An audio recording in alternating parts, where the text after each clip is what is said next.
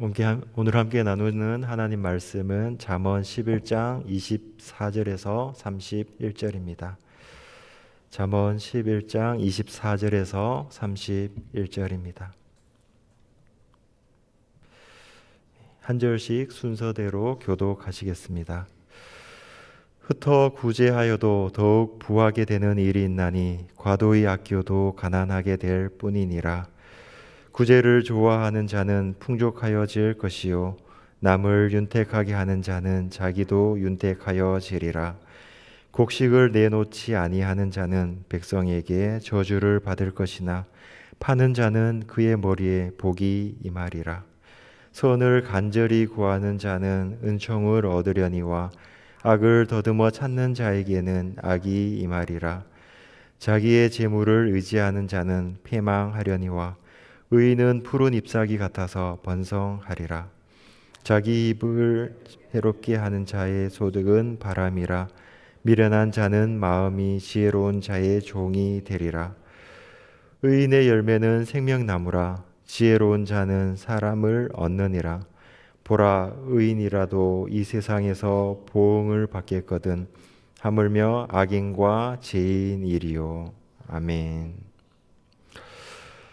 오늘 본문은 부와 재물에 대한 말씀입니다. 24절에서 25절입니다. 흩어 구제하여도 더욱 부하게 되는 일이 있나니 과도히 아껴도 가난하게 될 뿐이니라. 구제를 좋아하는 자는 풍족하여질 것이요 남을 윤택하게 하는 자는 자기도 윤택하여지리라. 흩어 구제하다라고 할 때 구제하다라는 말은 원어에는 없지만 한글로 번역하면서 붙여진 부분입니다. 흩다의 헬라어 의미는 흩어 뿌리다, 분산시키다라는 의미입니다. 이 표현은 모아두는 것과 반대되는 이미지를 강조합니다. 아껴서 모아도 가난하게 되고 흩어버려도 부하게 되는 일이 있다고 오늘 말씀이 강조합니다. 이 대조는 상식적인 경제의 논리를 뒤집는 것입니다. 이 역설을 통해서 하나님의 지혜의 차별성을 효과적으로 드러냅니다. 이 구절의 힘은 상식을 뒤집는 역설에 있습니다. 부자가 되는 상식적인 행위가 오히려 가난을 초래하고 가난을 초래할 것 같은 행위가 오히려 부로 이어집니다. 이 역설은 우리에게 세상의 지혜가 아닌 하나님의 지혜를 다시금 생각하게 만듭니다. 흩다를 번역할 때 구제하다를 덧붙인 것은 25절과 그 맥락이 이어지기 때문입니다. 부를 흩어서 분산시키는 것이 아니라 나에게 있는 것을 타인을 위해서 옮기는 것입니다. 이와 같이 24절과 25절은 지혜의 그 핵심이 구제와 이타성에 있다는 것을 말씀합니다. 단순히 소유를 흩어서 모아두지 않는 것이 아니라 타인을 위해서 자신의 소유를 사용하는 것입니다. 이 이타성이 지혜로 제시되는 근원에 대해서 잠시 살펴볼 필요가 있습니다. 이 이타성의 원초적인 근원을 성경에 나타난 하나님께 찾을 수 있습니다. 성경 전체에서 하나님은 자비롭고 은혜로우시고 긍휼히 여기시는 분임을 우리는 알 수 있습니다. 피조물에게 생명과 창조 세계를 주시고 또 태양을 악인과 선인에게 비추시며 모든 생명에게 양식을 주시고 또 독생자 예수 그리스도를 통해서 피조물을 영원한 하나님의 자녀로 삼으시는 분이 바로 하나님이십니다. 바로 이러한 하나님의 행위와 성품이 모든 지혜의 발원점입니다. 그래서 하나님을 아는 것이 지혜의 근본이 되는 것입니다. 하나님은 세상을 창조하셔서 피조물을 자신의 세계에 동참시키셨습니다. 자신만 홀로 모든 것을 소유하고 존재하지 않고 피조물을 창조하여서 자신의 것을 흩어서 피조물에게 나누어 주시고 공유하셨습니다. 이처럼 구제와 이타성은 하나님께로부터 나왔기 때문에 하나님께서 사라지지 않는 이상 변하지 않는 지혜입니다. 이 지혜는 27절과 31절에서와 같이 교훈적 차원을 넘어서 보상과 심판이 따르는 약속입니다. 당장에는 손해가 될 것 같아도 반드시 이루어질 것이라고 분명히 오늘 말씀에서 선언합니다. 자신의 소유를 남을 위해 쓰는 것은 개인의 삶을 넘어서 사회와 세상을 더 풍요롭고 살기 좋게 만드는 기초가 됩니다. 우리는 너무 자신을 위해 사는 치열한 세상에 살아가고 있습니다. 지금의 사회 구조가 그렇기 때문입니다. 그러나 그럴수록 삶은 더 팍팍해지고 피폐해져 가는 것이 우리의 이 땅에서의 삶의 경험입니다. 우리의 삶의 모든 것을 남을 위해 내어주고 공유하는 것은 사실 불가능합니다. 너무 개인화된 삶의 양식 속에서 조금의 이타성을 품는 것, 그것이 우리 삶의 작은 변화의 시작입니다. 하나님께서 세상을 창조하시고 하나님의 형상으로 우리를 만드셔서 자기의 품을 우리에게 내어주셨듯이 우리 삶에도 다른 사람을 위한 작은 품이 필요합니다. 그 내어진 품은 누구보다도 자신의 삶을 더 풍요롭게 한다는 것이 오늘 본문의 지혜입니다. 26절입니다. 곡식을 내놓지 아니하는 자는 백성에게 저주를 받을 것이나 파는 자는 그의 머리에 복이 임하리라. 26절은 24절과 25절의 지혜를 좀 더 구체적인 현실로 가져옵니다. 곡식을 내놓지 않는다는 것은 생존의 필수품을 독점하여서 이득의 수단으로 삼는 것입니다. 이는 타인의 생명과 삶을 볼모로 자신의 이익을 취하는 행위입니다. 곡식을 내놓지 아니하는 자는 백성에게 저주를 받을 것이라는 짧은 구절은 이처럼 많은 함의를 가지고 있습니다. 곡식을 내놓지 않는다는 것은 내놓지 않는다는 것과 같은 것은 생존과 연결된 경제력의 불평등이 있음을 의미합니다.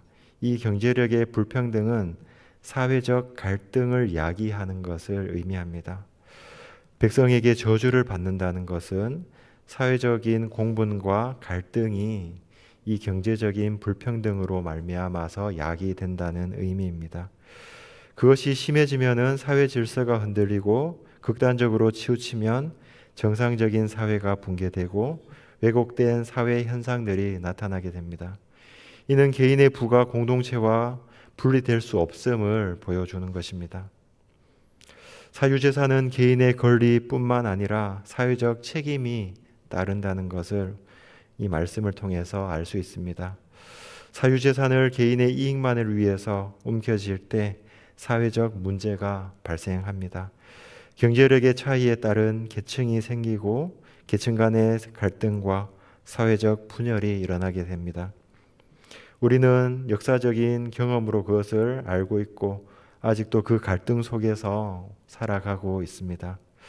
사유재산에 대한 권리와 사회적 책임이 균형을 이룰 때 우리는 이 세상에서 평안한 삶을 영위해 나갈 수 있습니다.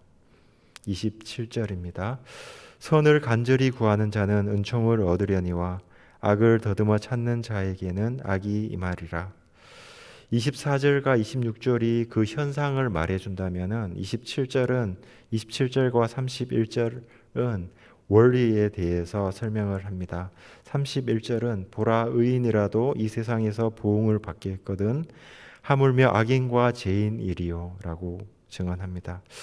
나눔과 인색함은 단순한 경제 활동이 아니라 선과 악으로 구분되는 영적인 선택이라는 것입니다. 그리고 그 선택에는 하나님의 공의로운 보응이 반드시 따른다라는 것을 말씀합니다. 이 원리의 근원 또한 하나님이십니다. 성경은 하나님이 공의로우시며 각 사람의 행위에 따라서 보응하시는 분이심을 말씀합니다. 비록 당장 눈에 보이는 결과가 없을지라도 궁극적으로 하나님의 공의로운 심판 아래 모든 행위가 보응을 받는다는 것입니다. 우리는 종종 선한 사람이 고난을 받는 것과 악한 사람이 번성하는 것 때문에 혼란스러워합니다. 그러나 오늘 말씀은 단순한 도덕적 교훈이 아니라 하나님의 구원의 경륜 속에서 반드시 이 말씀이 성취될 것임을 분명하게 선언하고 있습니다. 결과가 더디거나 우리 생각과 다를지라도 선과 악 그리고 의에 대한 하나님의 보응과 보상은 반드시 이루어집니다. 그 심판과 보응은 지금의 삶에서 연속되어서 일어남을 말씀합니다. 재물과 부에 대한 태도가 공동체에서 이어서 점진적으로 가정과 개인의 삶에 어떤 영향을 미치면서 나타나는지 계속해서 말씀합니다. 28절과 30절입니다. 자기의 재물을 의지하는 자는 패망하려니와 의인은 푸른 잎사귀 같아서 번성하리라. 자기 집을 해롭게 하는 자의 소득은 바람이라. 미련한 자는 마음이 지혜로운 자의 종이 되리라. 의인의 열매는 생명나무라. 지혜로운 자는 사람을 얻느니라. 재물과 부를 의지하는 사람은 가정에 악 영향을 끼치고 그 사람의 영적인 상태와 삶을 파탄으로 이끕니다. 그러나 반대로 의인 곧 구제하고 이타적인 삶을 사는 사람은 푸른 잎사귀 같이 번성하고 생명나무처럼 이 땅에 회복과 치유를 일으킵니다. 사람을 얻는 것은 관계의 회복을 의미하기 때문에 평화로운 사회가 그 사람으로 말미암아 이루어진다라는 의미입니다. 또한 현상적으로 평화롭고 풍요해질 뿐만 아니라 이 이타성은 생명나무와 같이 영적으로도 치유와 회복을 일으킨다라고 말씀합니다. 이처럼 잠언 11장 24절에서 31절은 우리에게 이타적인 삶을 살기를 그 보상과 함께 제시합니다. 이타성이야말로 하나님에게서부터 발원했고 예수 그리스도로 인해서 완성되고 또한 그 삶을 살도록 우리를 예수 그리스도의 제자가 되도록 부르셨습니다. 예수님께서는 요한복음에서 이렇게 말씀하셨습니다. 한 알의 밀이 땅에 떨어져 죽지 아니하면 한 알 그대로 있고 죽으면 많은 열매를 맺느니라 라고 말씀하시면서 예수 그리스도 본인이 이타성의 그 근원이심을 말씀하시며 자신을 우리의 죄를 위한 대속물로 주셨습니다. 우리는 자신만을 위해 살도록 내몰리는 이 치열한 세상 속에 살고 있습니다. 이 속에서 우리는 땅에 떨어진 한 알의 밀인 예수 그리스도로 인해서 그와 같은 삶을 살도록 부름을 받았습니다. 개인주의에 물든 우리의 마음에 이타성을 품는 것, 그것이 오늘 본문의 말씀입니다.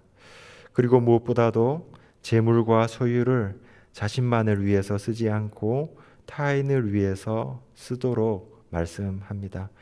그것은 단순한 지혜로운 삶을 넘어서 보상이 약속된 의로운 삶입니다.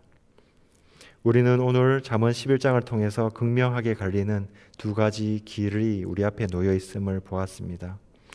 우리는 정직하게 우리 자신에게 물어보아야 합니다. 나의 시간과 재물은 지금 어디로 흐르고 있습니까?